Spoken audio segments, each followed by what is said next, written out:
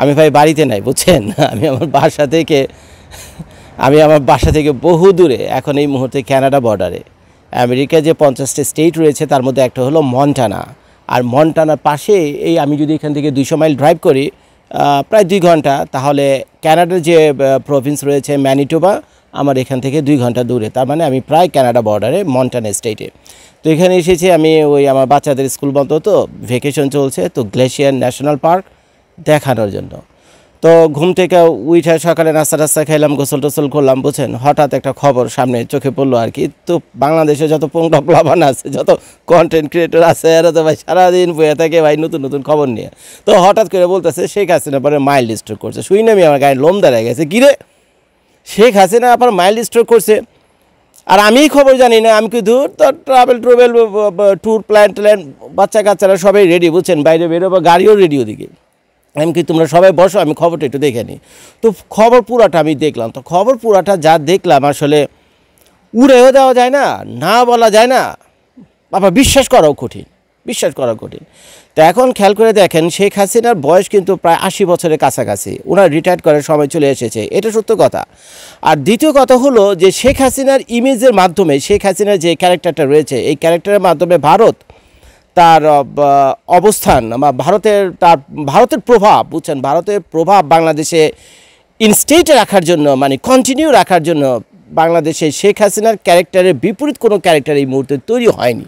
এটা তো সত্যি কথা মানতে হবে। তো যার ফলে ভারত সরকার, বিশেষ করে আমাদের মোদি আঙ্কেল, শ্রী মোদি সাহেব, যান জীবন এবং যৌবন দিয়ে আমাদের শেখ হাসিনা আবার সেবা যত্নে ব্যস্ত এখন।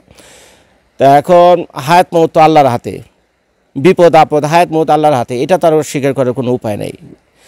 তো একটা জিনিস আমার কাছে খটকা লাগে, এই যে বিবিসি, তারপরে রয়টার্স, তারপরে এএফপি, তারপরে দি ইন্ডিপেন্ডেন্ট, এই যে নিউজ এজেন্সিগুলোর কাছে যে সাক্ষাৎকার দিলেন আমাদের প্রাক্তন প্রধানমন্ত্রী শেখ হাসিনা, তো সেখানে আমি একটা জিনিস দেখে নিজেও অবাক হয়েছি। যেসব নিউজ এজেন্সিগুলোতে ইন্টারভিউ দেওয়ার জন্য মানুষ লাইনের পর মাসের পর মাস, বছরের বছর লাইন ধরে বসে থাকে, তো সেখানে শেখ হাসিনার ইন্টারভিউ যখন ছাপানো হয়, তখন সে কিন্তু সরাসরি ভিডিও কনফারেন্সে এসে, এখন তো এটা প্রযুক্তির যুগ, খুব ইজি, উনি ভিডিও কনফারেন্সে এসে ইন্টারভিউ দিতে পারতেন, কিন্তু উনি কিন্তু দিলেন না।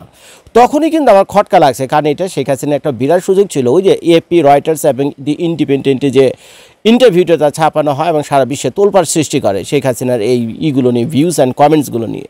তো সেখান থেকে কিন্তু আমার খটকার জন্ম। তারপরে মনে করেন বিভিন্ন সময় যে হঠাৎ শেখ হাসিনার যে অডিও রেকর্ডগুলো, শেখ হাসিনা যেভাবে কথা বলে, হুমকি দেয়, এই আইলে কিন্তু মেরে আলাম, খেয়ালামো, লটকে ফেলামো, ওই ওদের নাম লেখ, ওদের ধর, এই করো সেই করো, ইত্যাদি ইত্যাদি, যে মানে ওনার যে অ্যাটিটিউড, যে স্টাইলে উনি কথা বলে, বুঝছেন। তো সেইগুলো আবার শোনার পর কিন্তু অবিশ্বাস করার কোনো উপায়ই নেই যে শেখ হাসিনা সত্যি বিছনায় পড়ে গেছে। শেখ হাসিনা সত্যি বিছনায় পড়ে গেছে এবং তার উঠে বসার মতো কোনো অবস্থা নাই। এবং সম্ভবত উনি বাড়ির ভিতরেই মিনি একটা হসপিটাল তৈরি করে ওনাকে, অনেকটা আইসিইউ টাইপের আর কি। তো অনেকে বলা করতেছে, ওই যে বাড়িতে উনি থাকে, ওই মোদি সাহেব যেখানে তার থাকার ব্যবস্থা করেছেন, সেখানে বাড়ির ভিতরেই মিনি একটা ক্লিনিক বা হসপিটালের মতো তৈরি করে, তো তাকে সেখানেই ট্রিটমেন্ট দেওয়া হচ্ছে, যেহেতু সে বিছানায় পড়ে গেছে এবং উনি যেহেতু একটা খাতরার মধ্যে আছে, খাতরা তো বুঝছেন, বিপদের মধ্যে। এখন যদি এই ধরনের লোকাল হসপিটাল বা কোনো জায়গায় ভর্তি করে, তো এখন বুঝতে তো পারছেন, মানে বিপদের হাত পাও নাই। তো এখন একটা হাসপাতাল সরকার কতক্ষণ পরীক্ষা দিয়ে মানে পাহারা দিয়ে রাখবে? একটা হাসপাতালের ভিতরে শত পেশেন্ট থাকে, তো সেইখানে পাহারা দিয়ে শত পুলিশ, সেনাবাহিনী, বিডিআর এনে পাহারা দিয়ে পুরো হাসপাতালটা একেবারে নাকাবন্দি হয়ে যায়। তো এর জন্য ভারত সরকার চিন্তা করছে, মোদি সাহেব চিন্তা করছে, এবং লজিক আছে এর পিছনে, যে তাকে বাড়িতেই মিনি হসপিটাল তৈরি করে তাকে ট্রিটমেন্ট দেওয়া হোক, আল্লাহ পাক যতদিন ওনাকে বাঁচিয়ে রাখেন। এবং শেখ হাসিনার প্রতি তো ভারত সরকার যথেষ্ট কৃতজ্ঞ থাকা উচিত। এখন সেসব কথা নিয়ে যদি ভিডিও করি, তাহলে আবার ভিডিও আরেকটু নিয়ে চলে যাব। তো সেই প্রসঙ্গে আমি গেলাম না, ডিপ্লোম্যাটিক কোনো ইস্যুতে আমি গেলাম না। তো এখন শেখ হাসিনা আপনার খোদা না করুক যদি কোনো কিছু হয়েই যায় হঠাৎ করে, তো এখন বর্তমানে যে আওয়ামী লীগ রয়েছে, তো আওয়ামী লীগের দায়িত্ব কে গ্রহণ করবে? আওয়ামী লীগ তো নিঃশেষ হয়নি, আর আওয়ামী লীগ নিঃশেষ হওয়ার মতো কোনো দলও না। আওয়ামী লীগ নিঃশেষ হয়নি এবং আওয়ামী লীগ নিঃশেষ হওয়ার মতো কোনো দলও না। তো এখন শেখ হাসিনার দায়িত্ব কে নেবে? সবচেয়ে প্রথম যে নামটা উচ্চারিত হচ্ছে সেটা হলো সাবের হোসেন চৌধুরী।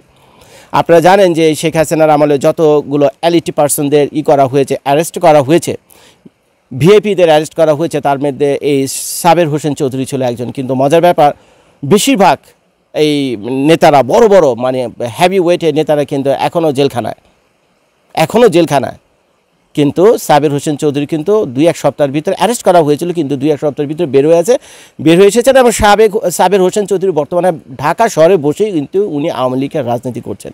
হ্যাঁ, আওয়ামী লীগের রাজনীতি প্রকাশ্যে করা নিষিদ্ধ, মানে কোনো প্রচারণা বা মিটিং ফিটিং এগুলো করতে পারবে না, কিন্তু উনি কিন্তু আওয়ামী লীগের কার্যক্রম এখনও চালিয়ে যাচ্ছেন। এবং সাম্প্রতিককালে ইউরোপিয়ান ইউনিয়নের কয়েকটা দেশে যে তার বাড়িতে সেই যে সিক্রেট মিটিং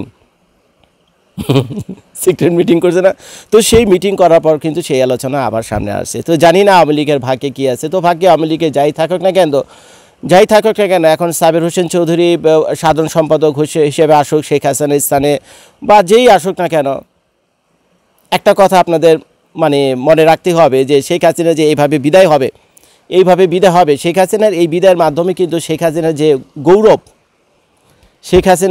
এটা আমার মনে হয় শেখ হাসিনার জন্য পজিটিভই হয়ে গেল।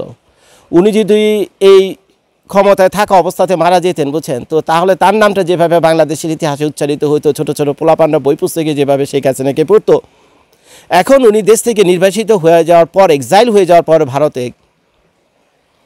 এবং সেখানে যদি সেইভাবে মৃত্যুবরণ করে দেশের বাইরে গিয়ে, তখন তার নামটা কিন্তু ভিন্নভাবে উচ্চারিত হবে। এটা আপনারা স্বীকার করেন বা নাই করেন, তো শেখ হাসিনার ইতিহাসের পাতায় লেখা হয়ে থাকবে। ভালো লেখা হবে, মন্দ লেখা হবে। শেখ হাসিনার বিরুদ্ধে যারা, তারা হয়তো মন্দ কথা উপস্থাপন করবে, দেশ থেকে পালিয়ে গেছে, এই করছে সেই করছে।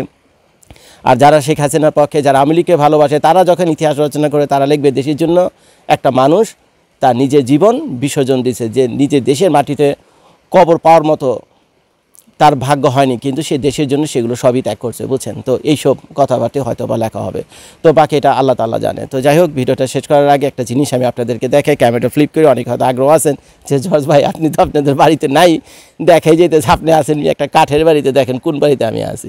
তো বাড়িটা চারদিকটা একটু দেখাই দেন ভাই, মনটা শান্তি হয়ে যেত। তো দেখাই দিই ভাই, ধৈর্য ধরেন। তো এখন আমি যে বাড়িতে আছি, এটা হলো একটা এয়ারবিএনবির বাড়ি, যে স্টেটে রয়েছে হলো মন্টানা, আর যে সিটিতে দাঁড়িয়ে এই ভিডিওটা করা সেটা হলো কালিসপেল। আর এক্স্যাক্টলি যে এলাকাটা, যে গল্লি বলতে পারেন আপনারা, এটার নাম হলো লেক সাইড। তো ওইটার পিছনে বিশাল বড় একটা লেক আছে, এই জন্য এটা লেক সাইড জায়গাটার নাম। এটা হলো আমার ল্যান্ডলর্ড, ওই যে ওই বাড়ি, ওই ঘরটার ভিতরে আমাদের ল্যান্ডলর্ড থাকে, বুঝছেন। আর আমি থাকি হলো এই বাড়িটার ভিতরে। আগামী 3 দিন আমি এই বাড়িতে থাকবো। তো এখান থেকে মন্টানা যে টুরিস্ট অ্যাট্রাকশন প্লাস এইসব মাউন্টেন, তারপরে গ্লেশিয়ার বে, ওই পাহাড় পর্বত সমুদ্র তো এখানে নাই, পাহাড় পর্বত, ঝর্ণা, তারপরে আর কি বলে ওই স্নো টোনো যা কিছু আছে সবই এখান থেকে খুবই কাছে। তো আপনাকে মানে ওখানে বিভিন্ন জায়গায় যাব, বাচ্চাদের নিয়ে বেড়াতে এসেছি। আর এই যে এখানে দেখতে পাচ্ছেন, ওখানে ছোটো মোটো একটা পানির স্রোতধারা আছে। আমি জানি না আপনারা পানির সেই স্রোতধারার কুলকুল শব্দটা শুনতে পাচ্ছে কি না। আর এখানে এই জঙ্গলের ভিতরে তো হরিণ তো অনায়াসে ঘোরাঘুরি করতেছে, বুঝছেন। একটু পরপরই হরিণ দেখা যায়। তো যখন আমি ক্যামেরাটা ধরছি, 2-4টা হরিণ আছে কি না আমি জানি না, সবসময় তো আর আসে না, আর মানুষের সারা শব্দ পাইলে এরা আবার জঙ্গলের ভিতরে চলে যায়। তো এখানে প্রচুর হরিণ ভরা। তো কালকে রাত্রে যখন আমি ড্রাইভ করে আসতেছি, তো তখন যেসব জায়গায় আমি স্টপেজ দিয়েছি ওই খানা পিনার জন্য, তারপরে শরীর হালকা করার জন্য, ট্যাঙ্ক হালকা করার জন্য, বুঝছেন তো ট্যাঙ্ক হালকা কি, তখন নানান মানুষ আমার বলতেছে যে জর্জ ভাই এদিক দিয়ে যাইতেছেন, রাস্তায় কিন্তু সাবধানে চালান, প্রচুর হরিণ এখান দিয়ে রাস্তা পারাপার হয়, তো গাড়ি কিন্তু মাইরা দেয়, বুঝছেন। তো গাড়ি আপনার হরিণকে হিট করে, তো আপনিও তো গায়া, হরিণও গায়া, হরিণ আল্লাহর মাল আল্লাহ লয়ে যাবো, আপনার আল্লাহর মাল আল্লাহ লয়ে যাবো, বুঝছেন। তো ভাই সারা রাস্তা খুব সাবধানে গাড়ি চালিয়ে আসছি। তবে আসার সময় দেখছি অনেকগুলো হরিণ, 2-4টা হরিণ হবে, বুঝছেন। এরকম রাস্তায় আশেপাশে ডেড বডি পড়ে রয়েছে, কে না কে হিট করছে, রক্তাক্ত একেবারে মানে ব্লাডের অবস্থা, বুঝছেন, পড়ে রয়েছে, জঘন্য অবস্থা। তো সেইভাবে সাবধানে গাড়ি চালিয়ে আসছি। প্রায় 5 ঘন্টা আমি এই মন্টানার যে সাউথ সাইড জায়গাটার নাম ছিল আপনার বেলগ্রেড বা ভোজম্যান, তো ওখান থেকে আমি আসছি হলো 5 ঘন্টা ড্রাইভ করে এই কালিসপেলে, এটা হলো মন্টানার রাজধানী। তো এইখানে 3-4 দিন এখানে থাকবো। তো বিভিন্ন ভিডিও আমি যখন বাড়িতে যাব তখন দেখাবো। তো যাই হোক ভাই, ভিডিও দেখার জন্য সবাইকে অনেক অনেক ধন্যবাদ। আসসালামু আলাইকুম।